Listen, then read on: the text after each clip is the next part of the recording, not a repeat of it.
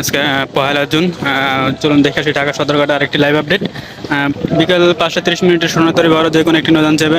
4:30 আপনার আছে ইগল 3 বা তার পরবর্তীতে যে কোনো একটি নৌযান ছেড়ে যাবে ঢাকা থেকে। 3:30 আছে নিউ আলবোরাক বা তার প্রক্ষিত হয়তো কেউ যাবে। দুপুর 2:30 আছে, এই যে দেখতেই পাচ্ছেন ইগল 7 যাবে আজকে 2:30 ঢাকা থেকে ছেড়ে।